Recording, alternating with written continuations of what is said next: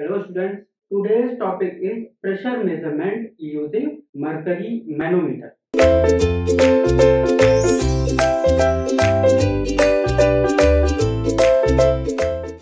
Using manometer, and the liquid we generally use is manometer. The reason I'll give in the later part of this lecture. So before going further, let us revise some points which I have taught you in the previous lectures. So pressure measurement was mechanical type, and second one was electromechanical electromechanical type, right? In the mechanical type, there were two methods by which we can measure pressure. First one was gravitational type, and in the gravitational type we generally use manometer. So this is manometric method. Manometric method. Okay. And second one was elastic type. Second one was elastic type or elastic method. Okay. So in the elastic method we have studied Gordon tube, diaphragms, capsules, etc. These methods, these types we have studied earlier. Okay. Now in the gravitational type, this is manometric method which we are going to study in this lecture, right? Elastic method is covered, and this gravitational method in which we are going to study manometer is going to be covered today in this lecture, right? So most important point here is manometers are based on the principle of gravitation. Okay, the pressure which are applied is balanced against the gravitational force, or we can say gravitational pressure. So in other words, we can say pressure force which is occurred due to applied pressure is balanced against the gravitational force, and by which we can measure pressure, right? So in the manometers we are going to study about U tube manometer,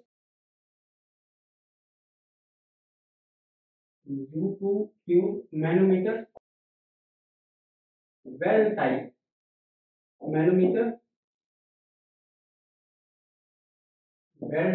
manometer, and inclined tube, inclined tube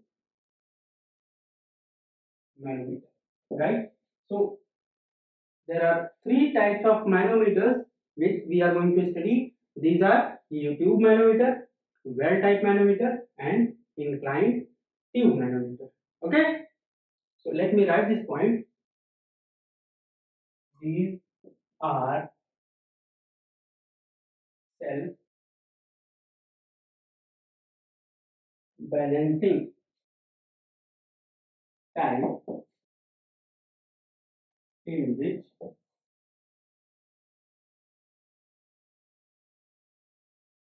pressure force is balanced against the gravitational pressure force is balanced against the gravitational force. This is very important point. And other point is used these are used for static pressure measurement only. Static pressure measurement. Static pressure measurement. Okay. Now, other important point here is gravitational methods, mean manometers. These methods are used for low pressure measurement. These methods are used for low pressure measurement. These methods are used for low pressure measurement. And elastic methods are used for the pressure which are greater than atmospheric pressure. Atmospheric pressure. Okay, this is very important point. Elastic methods are used for the pressure greater than atmospheric pressure, whereas gravitational methods are used for the pressure measurement which are considered low pressure. Okay, and again, vacuum pressure, which is the least pressure. For the vacuum pressure measurement, there are other methods which are used. So vacuum pressure measurement is another unit, and in that unit we are going to study about vacuum pressure measurement. Okay, now let me write this point. These are used for low pressure measurement.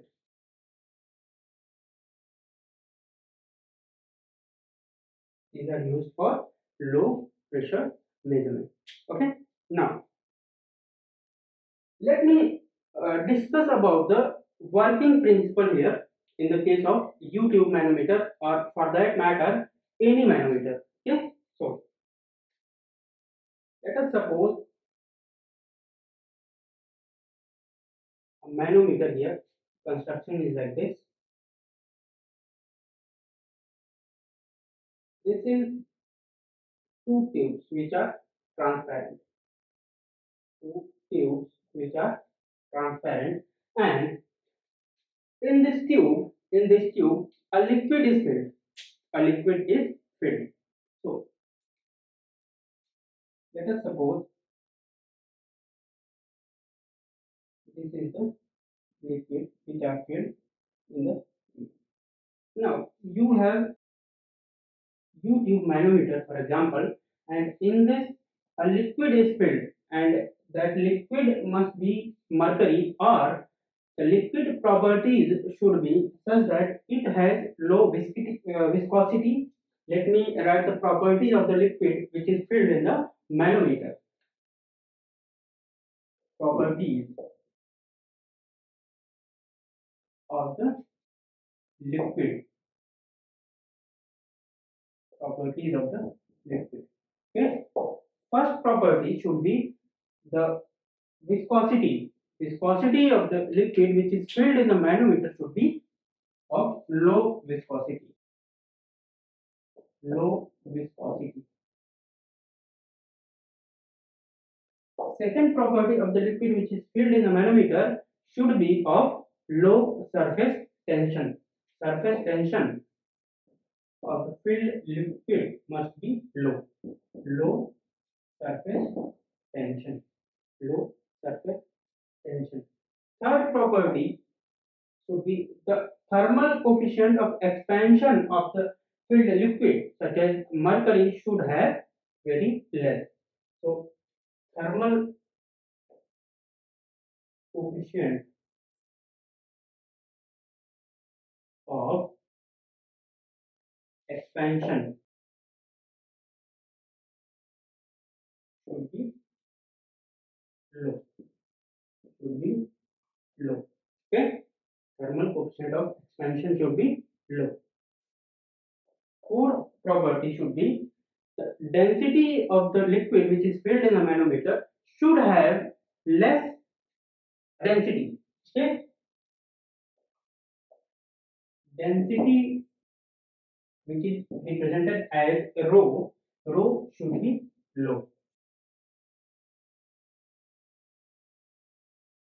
Rho should be low. Okay, density should be low, thermal coefficient of expansion should be low, surface tension should be low, and viscosity should be low. So this should be the properties of the liquid which is filled in the manometer, and best suitable liquid is mercury. Mercury has all these properties. Mercury has all these properties. That's why in the YouTube manometer, mercury is used. Right? I hope my point is clear here. Okay. Now, mercury is filled in both the tubes. Okay, in the both the tubes, and when there is no pressure applied, when there is no pressure applied, then in the both the limbs, these are limbs, limb limb 1 and limb 2. Okay, limb here. So when no pressure is applied, no pressure is applied, the level of the mercury should be same in the both the limbs of the manometer. Now, if you apply a liquid which you need to measure the pressure, which is filled in this manometer, which is filled in this manometer, then what happens? The level of the mercury will go down. Means you have applied a pressure. Okay, you have applied a pressure, or the liquid which you need to measure pressure is applied in one limb of the mercury manometer, then level of the mercury will go down in one limb, and in other limb level of the mercury will go up. Right? So before applying pressure, this is your reference line. Let me write this as reference line. Reference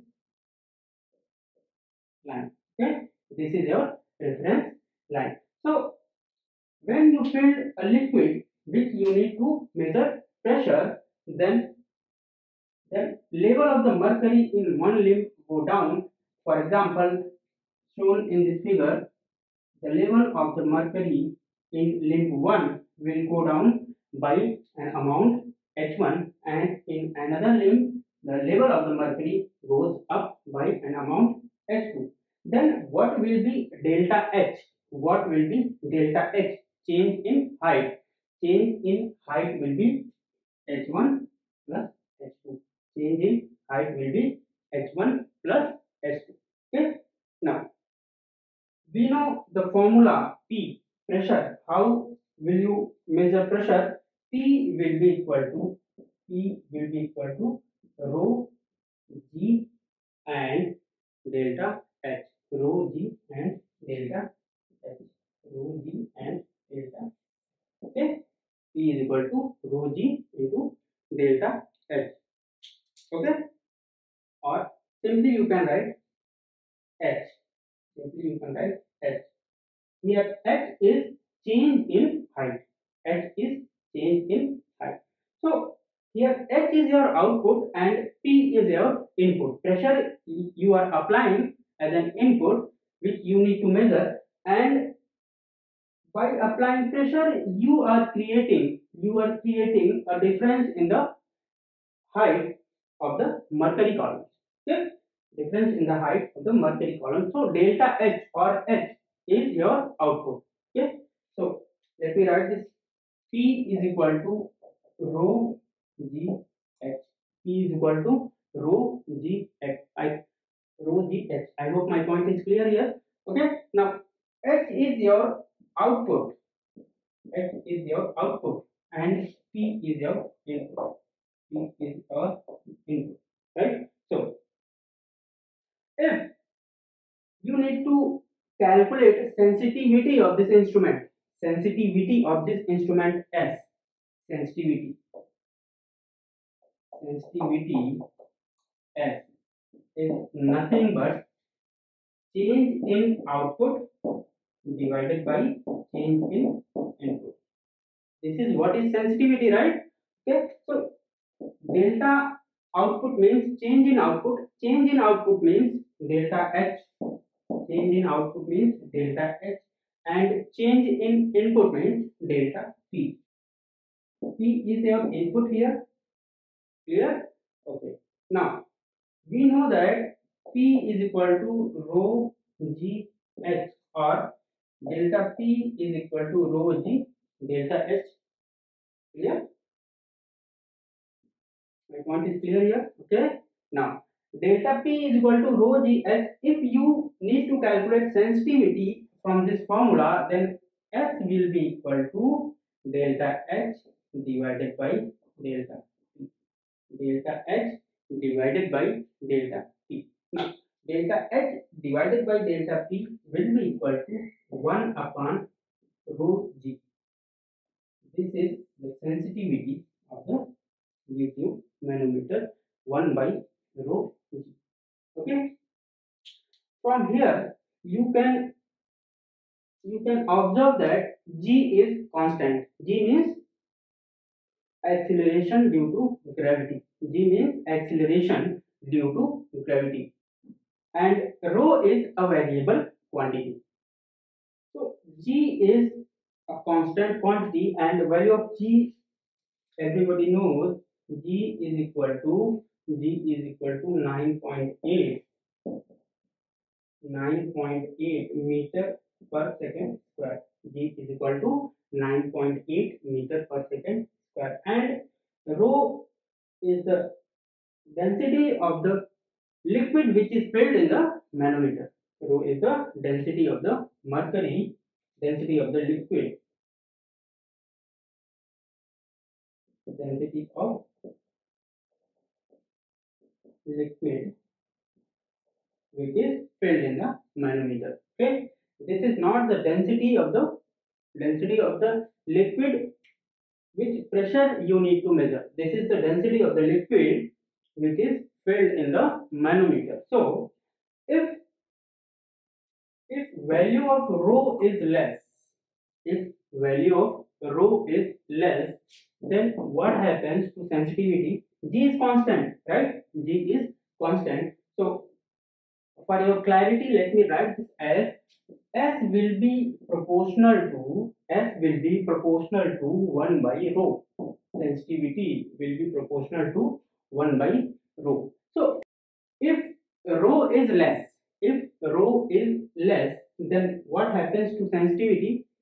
1 divided by some lesser quantity, 1 divided by some lesser quantity, then what happens to sensitivity? Sensitivity will be higher. Sensitivity will be higher. Sensitivity will be higher. If sensitivity is high, then what happens to range? Its range will be less. Okay, if sensitivity is high, then range will be less. Okay, the relation between sensitivity and range is inverse.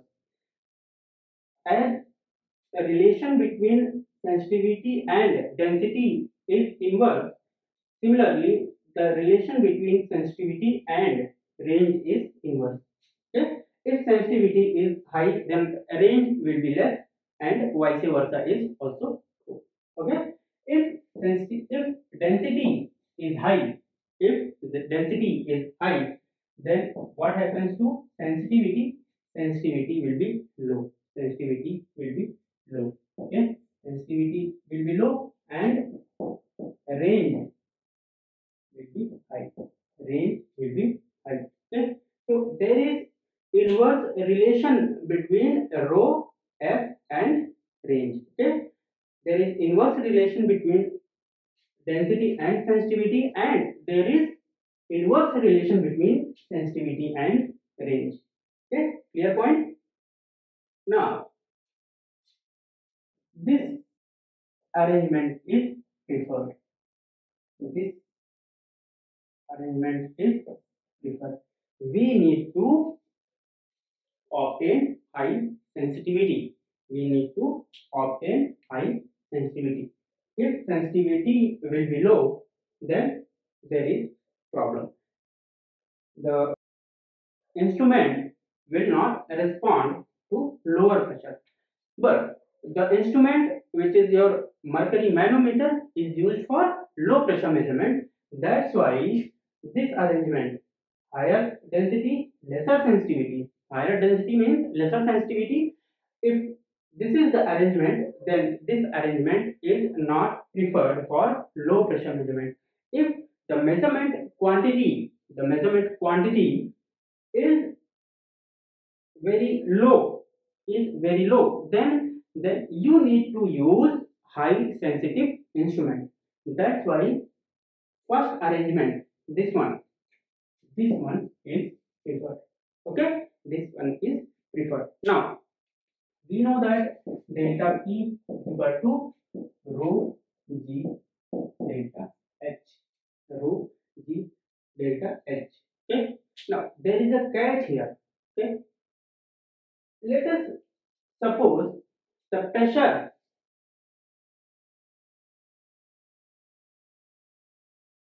in one limb is P1 and the pressure in one limb is P2. Pressure in one limb is P2, right?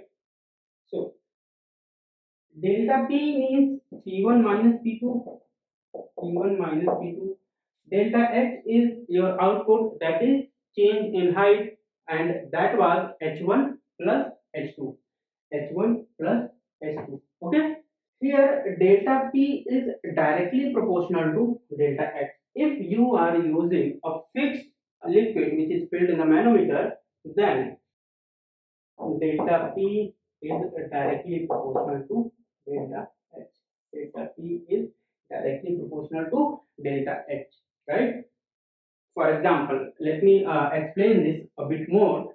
If you are using mercury as a manometric fluid, mercury as a manometric fluid in all your measurements, then what happens? The rho quantity here is fixed. The rho quantity here is fixed, and this is G. G is already fixed. That is 9.8 meter per second square. So rho is fixed, G is fixed. So change in pressure delta P will be directly proportional to delta H. For example, the fluid which you need to measure pressure. For example, first fluid which you are using is kerosene oil. If you are using kerosene oil for the measurement of pressure and manometric fluid is mercury itself, right? The manometric fluid is not changed. Okay, you are keeping the manometric fluid same for all the measurements, right? So first liquid which you are using is kerosene oil, and second liquid you are using is tarpene oil and kerosene oil. Then in both the cases, the change in height delta H will be different. So accordingly, your pressure will be obtained. So here delta P is directly proportional to delta H. Right? I hope my point is clear. Okay. Now, when you are applying a liquid here for the measurement of pressure and another liquid is manometer liquid. Let me write this. There are two liquids. There are two liquids. First one is manometric liquid or mercury. In this case, you are using mercury. So this is density of mercury. This is density of mercury. Okay. This is density of mercury. Rho is equal to density of mercury, and this is density of the liquid. This is density of the liquid. Okay. And density of the liquid, rho L, is the liquid which is used for the measurement, which you need to measure pressure. Okay. For example, let us suppose rho L is tarpene oil, then you need to measure pressure of that tarpene oil, and the density of tarpene oil is rho L, and rho M is density of mercury. Okay, density of mercury, Hg. Somewhere it is written as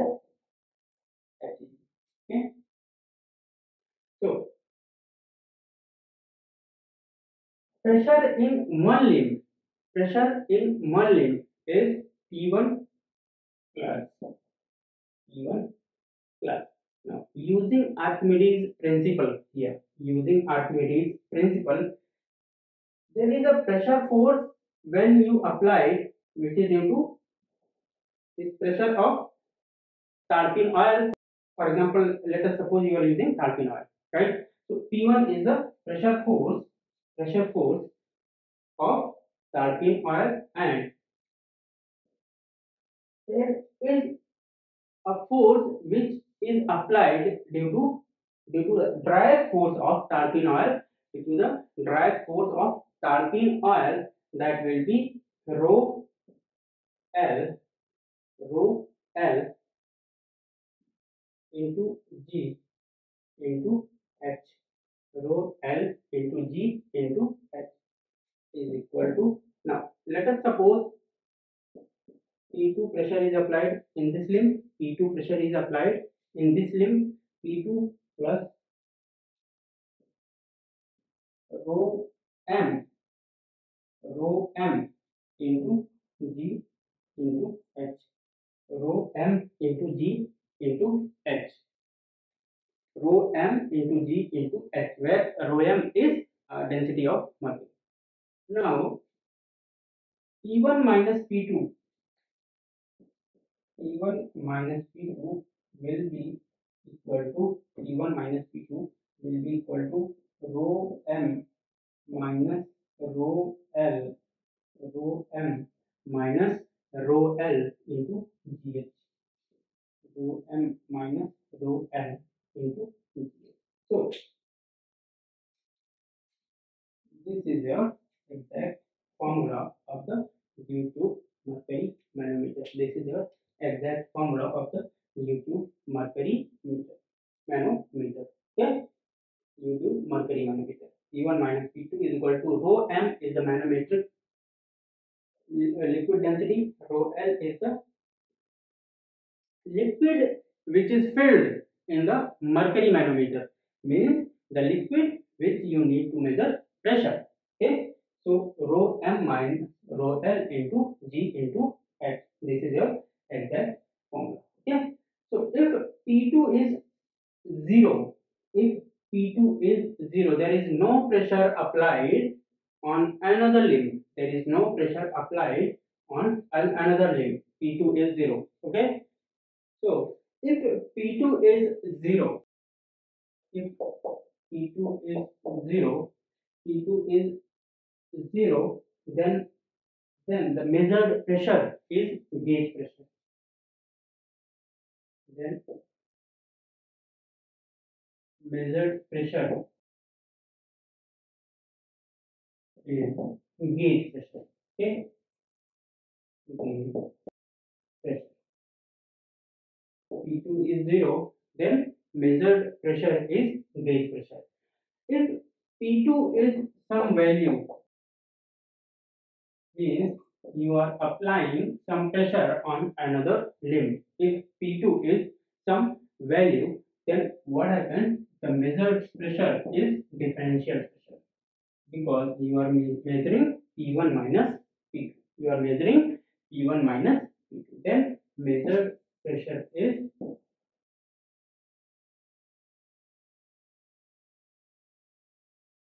differential pressure. Measured pressure is differential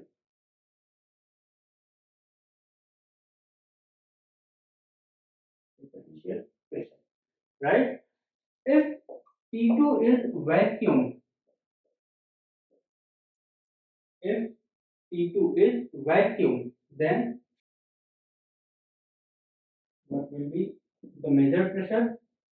Then measured pressure will be vacuum pressure. Then measured pressure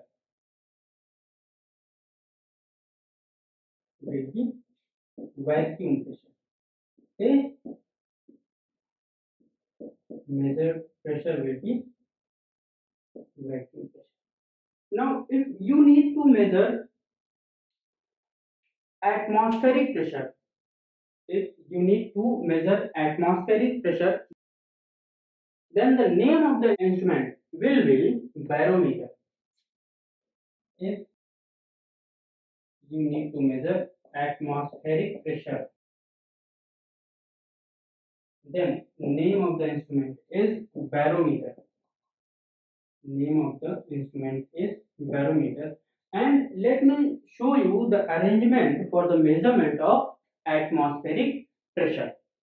So using the same instrument means manometer, you can measure atmospheric pressure also. So if you need to measure atmospheric pressure, there is a box type, there is a container, which is filled with mercury. There is a container which is filled with mercury. When you expose this box to the atmosphere, then what happens? The column in this limb will rise. Mercury height in this limb will rise as h. Let us suppose this is small h. This is small h.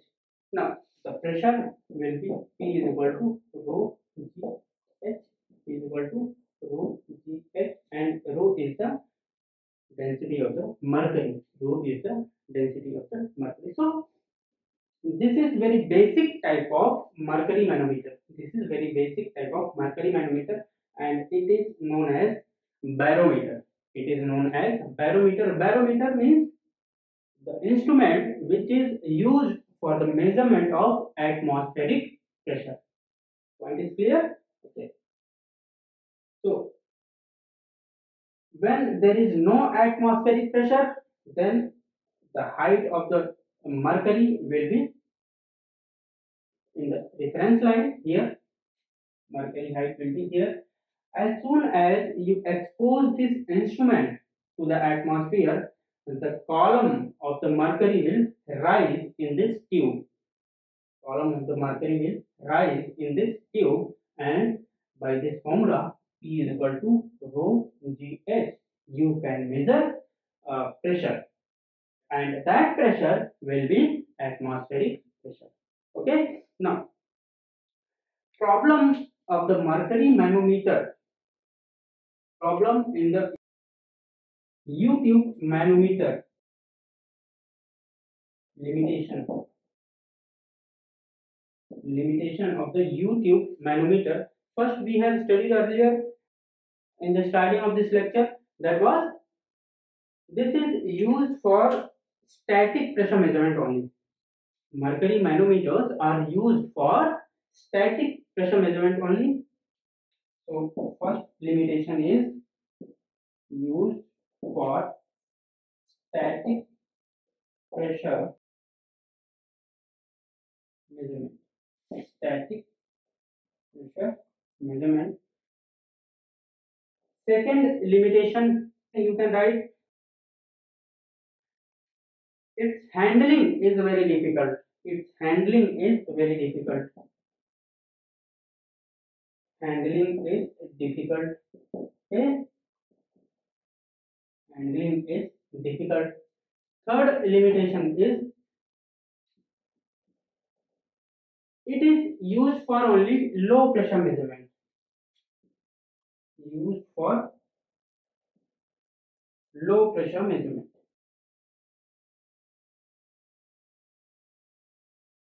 For high pressure measurement, this instrument is not suitable. This instrument is suitable only for low pressure measurement. Okay. Fourth limitation. Fourth limitation is the recording of the reading. The recording of the reading is very difficult. Means when the mercury rises in the both limbs, means the recording of delta H, that was H1 plus H2, is very difficult. So fourth limitation is a recording of the reading. Recording of the reading is difficult. The recording of the reading is difficult. Okay. So why this is happening, recording of the reading is becoming difficult. Why? Because there is a minute change in the H1 and H2 when another liquid is being filled in the limb. Okay, so H1 is very less and H2 is very less. That's why the recording or the observation, you need to observe the change in the height, right? So there must be some error when you read those height of the liquid in both the limbs, right? So to overcome this limitation, we have another mercury manometer that is known as a well type of mercury manometer. So in the later part of this session, we will be studying well type mercury manometer. Okay, let us study about well type manometer. Okay, well type manometer. In this manometer, one limb is replaced with a well. Okay, this limb, first limb, is replaced with a well, and another limb is like this, narrow limb. Okay, so what happens after doing this is when you apply some pressure in first limb, that is your well, then there will be some height change, level change, and in this well, which will be very small, insignificant change in the height of the mercury manometer, mercury.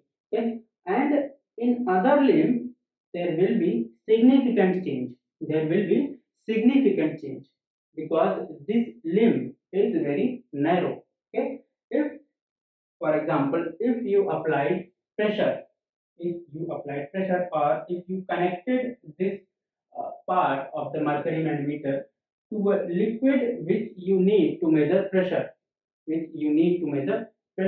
then what happens? The mercury level will go down. Mercury level will go here. Level of the mercury goes here. Means change in height will be H1. This is the change in height.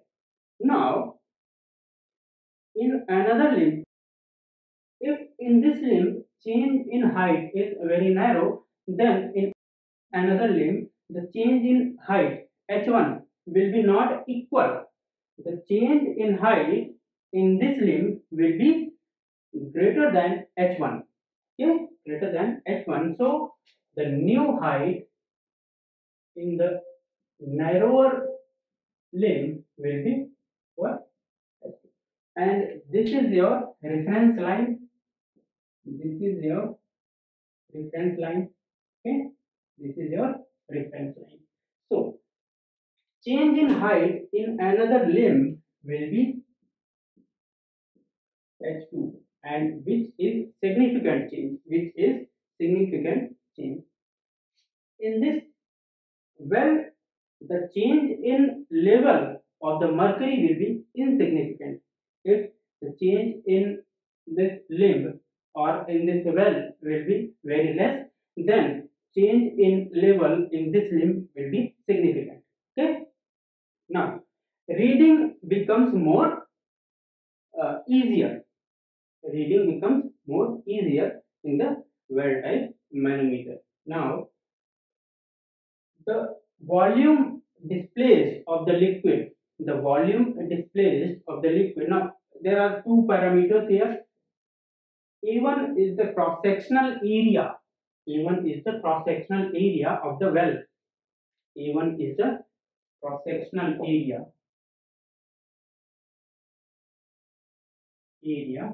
of well, and A2 is the cross sectional area of limb. A2 is the cross sectional area of the limb. Okay. Now P will be equal to, you know that, rho G delta H. Here delta H will be H1 plus H2. Change in height. Change in height will be H1 plus H2. It goes H1 height below and it goes H2 height above the reference line. This is your reference line. Reference line. Clear? Now, P is equal to rho g h or delta h. Rho g delta h. Now, P will be rho g, delta h will be h1 plus h2. Delta h will be h1 plus h2. Now, P will be approximately equal to, P will be approximately equal to, we can write this as rho g h2. Rho g h2. Why? Rho g h2. Why? Because change in height h1 in the well will be insignificant. The quantity h1 is very less here. Clear? That's why the pressure measured will be approximately equal to rho g h2. Rho g h2. Although this value is equal to rho g h2 is not the true value. This is approximate value. This is approximate value. But in these two quantities, there will be difference in points. Okay, there will not be much difference in both these quantities. I hope my point is clear. So P2 is the approximated value. P2 is the approximated value. Again, the volume of the liquid displaced when you applied pressure is nothing but, you know that volume is nothing but cross sectional area into height. Cross sectional area into height. Clear? Now, if H1 level is displaced here, means volume displaced in this well will be equal to volume displaced in this well. Okay, both the volumes will be equal. Both the volumes will be equal, because if this much volume is going down, that much volume is going up in this limit. My point is clear. Okay, now if volume is Ah and the volume can be calculated as A1 into H1.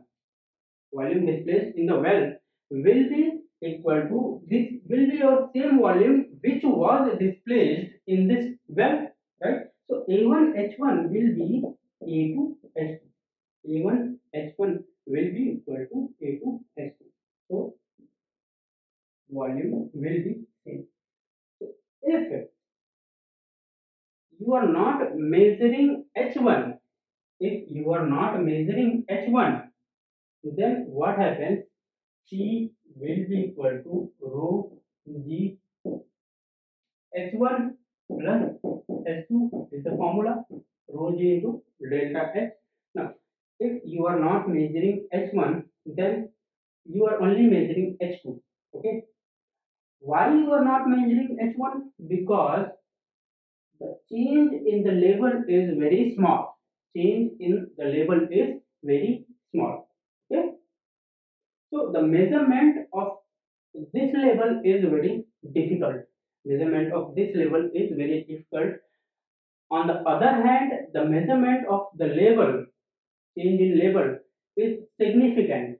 Is significant in this limb, and the measurement reading is easy as compared to the well. Okay, so P will be equal to rho g. Let us replace H1 with, from here H1 will be equal to A2 by A1 into H2. A2 by A1 into H2. Okay, so I hope this point is visible in the camera. Okay, this box is visible in the camera. H1 is equal to A2 by A1 into H2. Okay, clear? If it is not visible, let me write this as H1 will be equal to A2 by A1 into H2. A2 by A1 into H2. This is from equation number 1. Let us suppose this is your equation number 1 and this came from equation number 1. H1 is equal to A2 by A1 into H2. Clear? So let us replace H1 with A2 by A1 into H2. A2 by A1 into H2 plus H2. So P will be equal to rho G. H2 is common. It will be equal to 1 plus A2 by A1. 1 plus A2 by A1. Clear? This is your correct value. This is your correct value. Right? Correct value. And this is your approximated value. Rho G H2. So let me write this. Approximated value.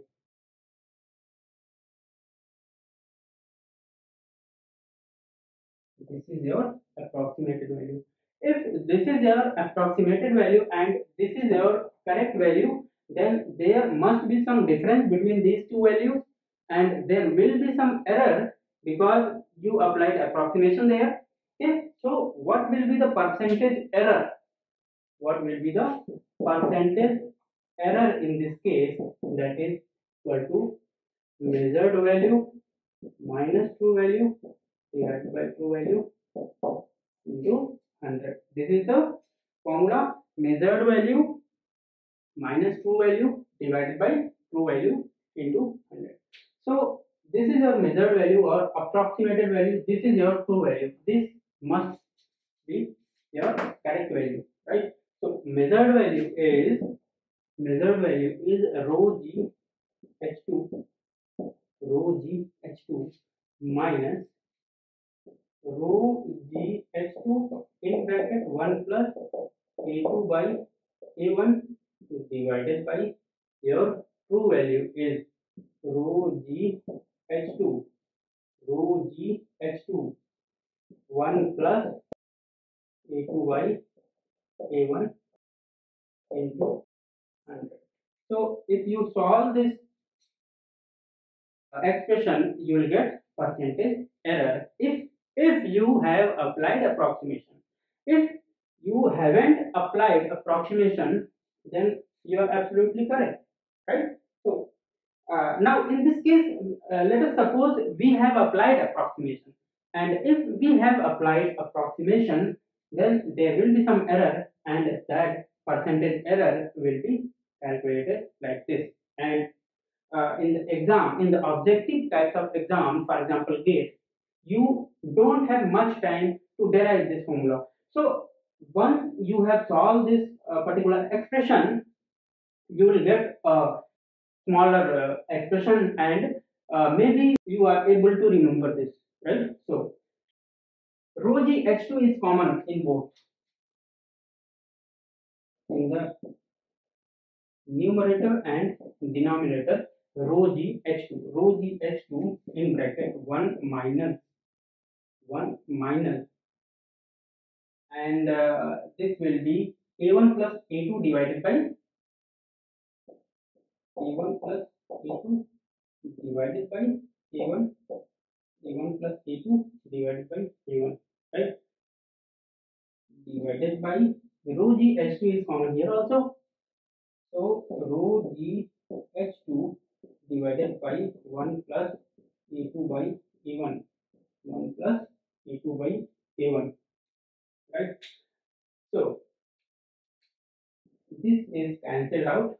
This is cancelled out, and now let us simplify this. This will be A1 minus A2. Okay, so it will be A1 percentage error is equal to A1 minus A2 divided by A1 plus A2 divided by A1.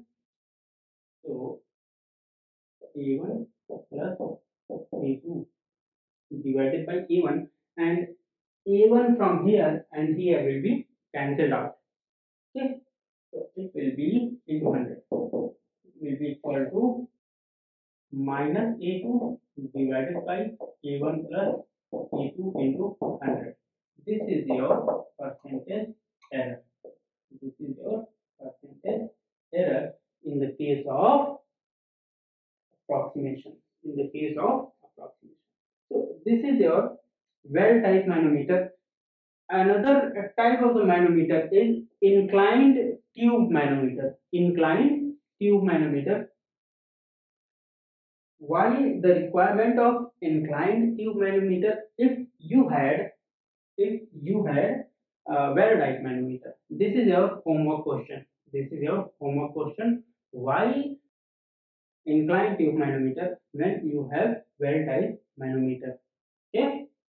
This is your inclined tube manometer, right? The one narrower limb is inclined, and the inclination to the horizontal is theta. Inclination to the horizontal is theta.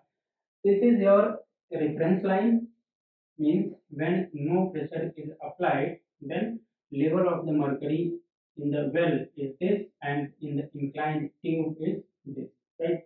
When a pressure is applied, when pressure P1 is applied, then the level of the mercury is shifted downwards in the well, and amount of the shift is H1, and in the inclined tube the shift is H2.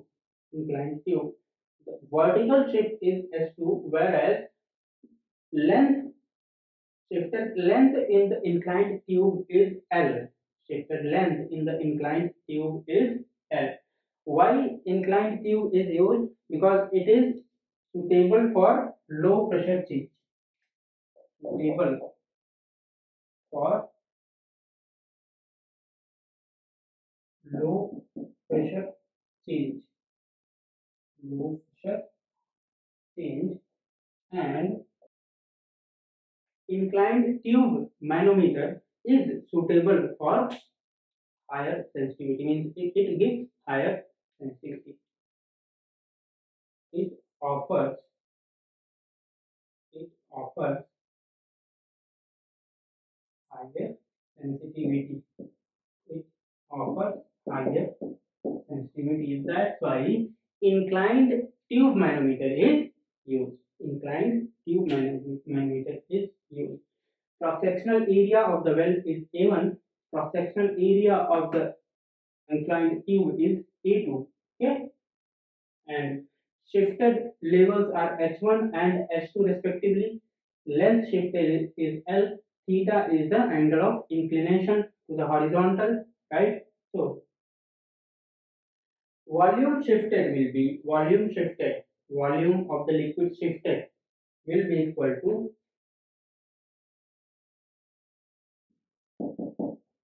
A A1 into H1, A1 into H1, and same amount will be shifted here, that is A2 into L. A2 into L, right? A2 into L. So A1 H1 is equal to A2 into L, and P is equal to pressure or P or T1, both are same thing. P is equal to rho G H1 plus H2. This is your formula, H1 plus H2. Now see, in this triangle there is this length is L, this height is H2, and angle to the horizontal is theta.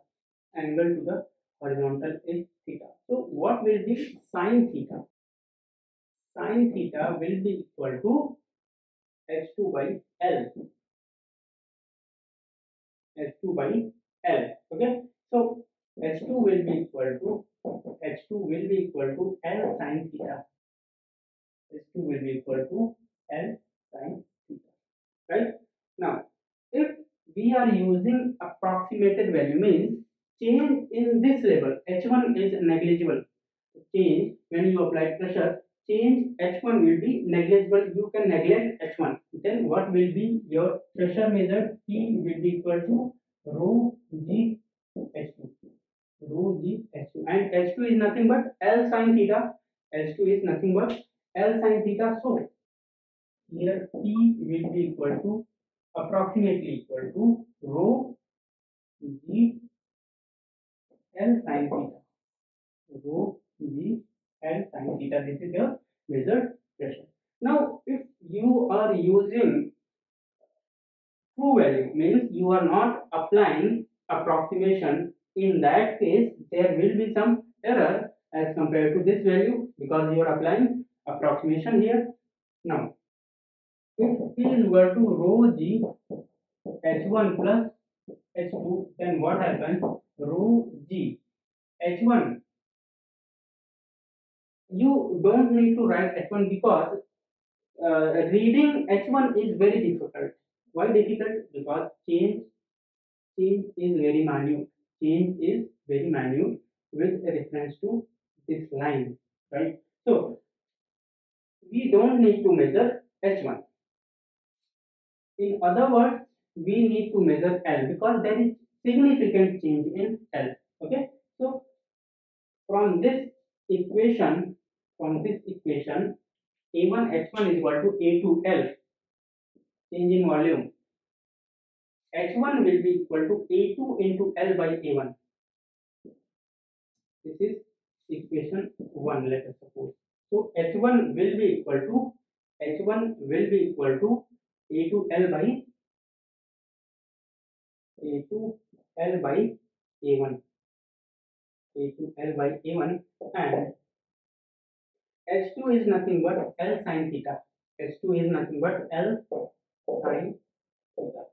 H2 is L sin theta. Right? Now L is common, rho G L A2 by A1 plus sin theta. A2 by A1 plus sin theta. This is your exact value. This is your exact value, and this is your approximated value, right? So there will be some percentage error, and you need to calculate that. Percentage error is nothing but measured value minus true value divided by true value into 100. This is your percentage error. Measured value is this one. Measured value is this one, means rho G L sin theta.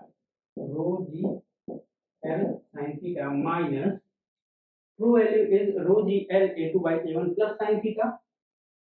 Rho G L A2 by A1 plus sin theta divided by true value is this one, rho G L A2 by A1 plus sin theta.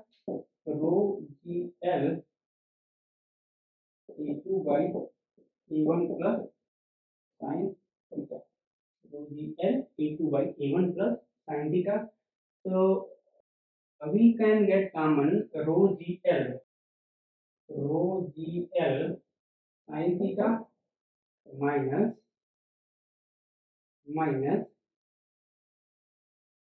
A2 by A1 minus sin theta. A2 by A1 minus sin theta divided by A2 by A1 plus sin theta. Rho G L is common, A2 by A1 plus sin theta, and we need some space. Percentage error is equal to rho GL will be cancelled out. And sin theta will be cancelled out. It will be minus A2 by A1 divided by A2 by A1 plus sin theta into 100.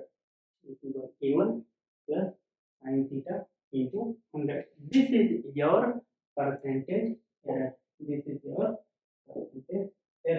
In the case of inclined tube manometer. And 2 points in the inclined tube manometer. Why we are using inclined tube manometer is because it offers higher sensitivity as compared to well type manometer, and it responds better for low pressure changes.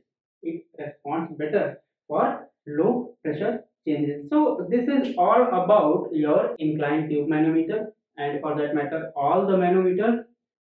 In the next session we will be solving some numerical based on manometers, right? Okay, thank you.